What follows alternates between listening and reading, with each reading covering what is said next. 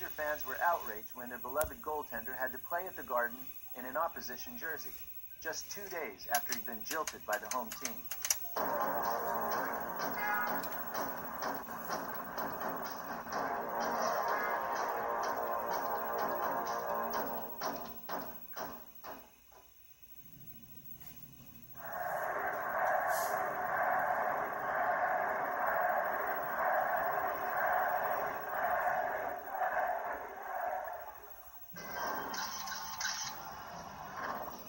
In the 1960s and 70s, professional hockey had few of the superstar trappings it enjoys today.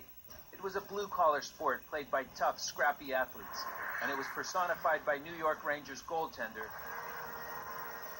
Eddie Giacomin.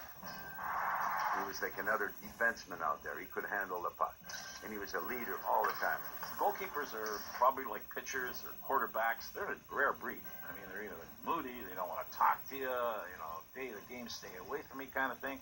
Eddie Giacomin was not like that. Eddie Giacomin was a likable guy. He always interacted with the fans. He would kind of wave. That was a tradition of the Rangers. If you were sitting in your usual seat, oh, hi, and Eddie would do that. And he identified with the people in the blue seats.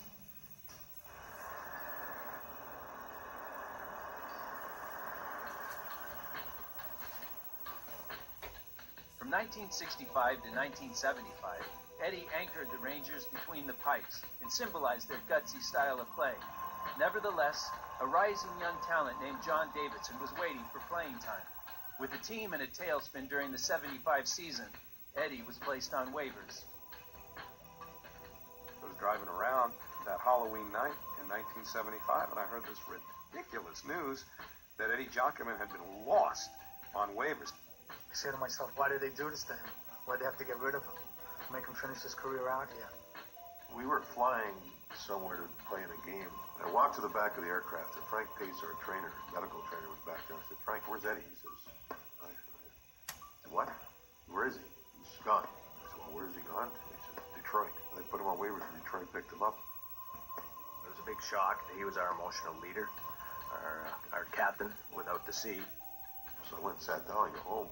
Geez, I'd just been traded here during the offseason, and Eddie was the legendary goaltender here, and it looks like I'm the guy that's going to take his spot. So that was a shock.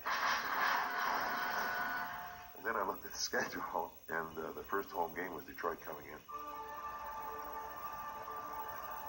It had only been 2 nights since he was placed on waivers, but on November 2nd, Eddie returned and headed for the visitors' locker room. He went to the visiting dressing room to get dressed in Red Wing and red, which looked so stupid. It just looked like we couldn't get used to it. And he said to me, I've never been in this room before. And he'd worked there 11 years, and he'd never been in the visitors' dressing room. All of us, like we have a pregame meal, and then we talked about it. We said how strange, and probably hoping that he wasn't going to play. Sure enough, the strangest sight that a Ranger fan could imagine. Eddie Giacomin in this red jersey wearing number 31 hits the ice. When Giacomin came out, a lot of the questions were answered. The main question was, what were the Ranger fans going to do?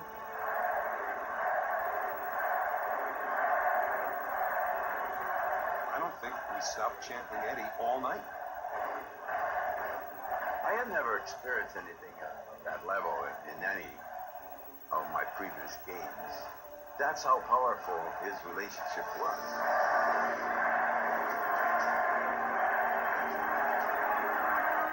We kind of looked at each other and say, wow, we didn't realize that they loved him that much. He had his mask off and he was wiping away the tears during the national anthem, and I even got a lump in my throat, and a lot of us had a lot of difficulty playing against him that night. Good save by Giacomin. Every time we made a save, they'd stand up and cheer, and we're looking at each other on the bench and say, what's going on here? Here you are, your home building, your home fans, and they're booing you, and they actually booed me when I scored a goal against Eddie. Next shift, I apologized to him. He said, don't worry about it. It's just your job.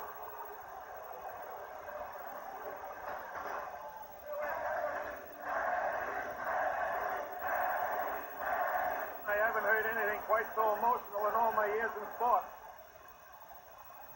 If you're a hockey fan and you love high drama and you have tear ducts, that was beautiful. It's one thing for fans to welcome a former team member back. It's another thing entirely for them to root an opposing team to victory. But that's what they did the night that Eddie returned to Madison Square Garden, leading the Red Wings to a 6-4 win over the Rangers. So many things have happened on that stage, but I think the uniqueness of this particular moment, the fact that he's coming back with another team and having 17,500 people root for him, probably never see that again.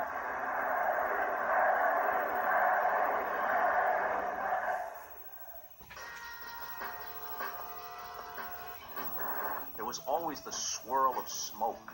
Men went to the games in suits and ties and snap-brim hats. So you'd smell the cigar smoke and the cigarette smoke.